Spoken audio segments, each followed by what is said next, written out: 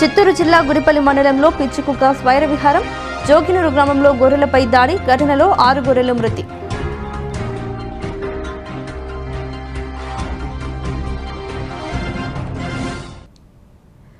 రామతీర్థ కొండపై జరిగిన దుశ్చర్యకి చంద్రబాబు, లోకేష్, అశోక్ గజపతి రాజే కారణమని వైఎస్ఆర్సీపీ జాతీయ ప్రధాన కార్యదర్శి, రాజ్యసభ సభ్యుడు విజయసాయిరెడ్డి ధ్వజమెత్తారు. విజయనగరం రామతీర్థం ప్రాంతాన్ని ఆయన ఎమ్మెల్యేలతో కలిసి సందర్శించారు. అనంతరం ఆయన మీడియాతో మాట్లాడుతూ వైఎస్ జగన్ ప్రభుత్వం చేపడుతున్న సంక్షేమ కార్యక్రమాల నుంచి ప్రజలని డైవర్ట్ చేయడానికి చంద్రబాబు కుట్రలు పన్నుతున్నారని దుయ్యబట్టారు. లోకేష్ విసిరిన సవాల్కి సిద్ధమన్న ఆయన తేదీ, సమయం చెప్తే సింహాద్రి అప్పన్న సన్నిధికి వస్తామని తెలిపారు.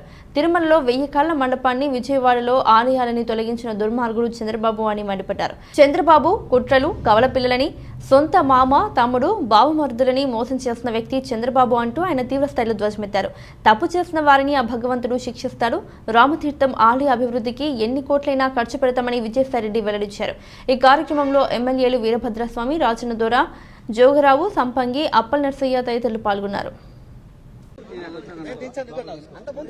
28వ తారీఖు రాత్రి 29వ తారీఖు తెల్లవారుజామున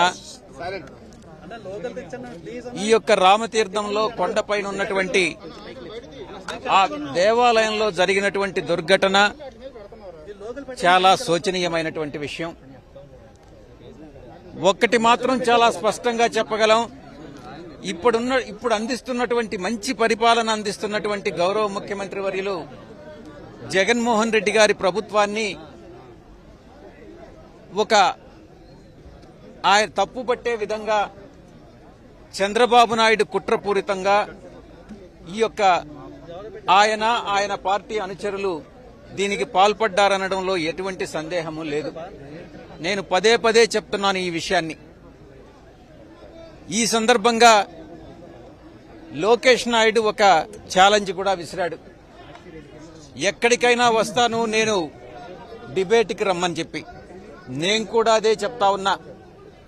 తప్పకుండా మీరు అడిగినట్టుగా అప్పన్న స్వామి సన్నిధిలో సింహాచల దేవస్థానం మీరే అడిగారు కాబట్టి మీరు ఒక డేట్ చెప్పండి, దీంట్లో మీ పాత్ర ఉందా లేదా అన్నటువంటి విషయంలో మనం డిబేట్కి వస్తానని చెప్పి నేను సంసిద్ధత వ్యక్తం చేస్తా ఉన్నా.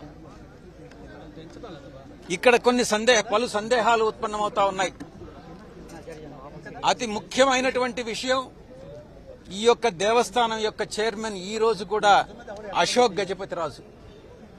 ఈ రోజు కూడా ఈ టైంలో ఇప్పుడు కూడా అశోక్ గజపతిరాజే ఈ దేవస్థానానికి దానికి అంతా కూడా ట్రస్ట్ బోర్డు చైర్మన్.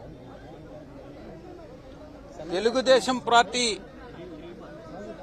ఉండి ఆయన చైర్మన్ గా ఉండి 30వ తారీఖు గౌరవ ముఖ్యమంత్రి వర్యులు ఈ యొక్క రాష్ట్రంలోనే కాదు దేశంలో ఎక్కడా లేని విధంగా 400 ఎకరాల్లో విజయనగరం జిల్లాలో విజయనగరం నియోజకవర్గంలో పేదలకు నెల్లిమర్ల నియోజకవర్గంలో పేదలకు ఇళ్లు లేనటువంటి వారికి వసతి కల్పించేటటువంటి ఒక మంచి మహత్తరమైనటువంటి పథకాన్ని ఒక చెడు బుద్ధితో దాన్ని ఎలాగైనా దాన్ని డైవర్ట్ చేయాలి అన్నటువంటి ఒక చెడు ఆలోచనతో చంద్రబాబు చేసినటువంటి పని అన్నటువంటిది చాలా స్పష్టంగా తెలుస్తా ఉంది.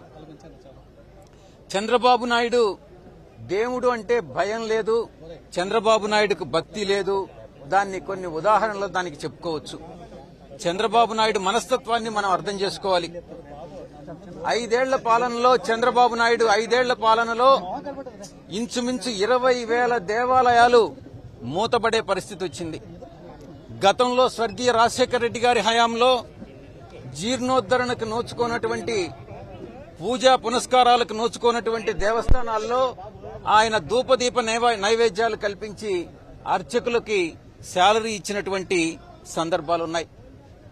వైఎస్ఆర్ గారి కుటుంబమే భక్తి అన్నటువంటిది వారి వంశంలోనే ఉంది. కానీ చంద్రబాబు నాయుడుకి అది పూర్తిగా లేదు. చంద్రబాబు నాయుడు ఆయన హయాంలో గతంలో 9 సంవత్సరాల పాటు అధికారంలో ఉన్నప్పుడు తిరుమలలో 1000 కాళ్ల మండపాన్ని తొలగించినటువంటి దుర్మార్గుడు చంద్రబాబు నాయుడు. తన హయాంలో రీసెంట్ గా విజయవాడ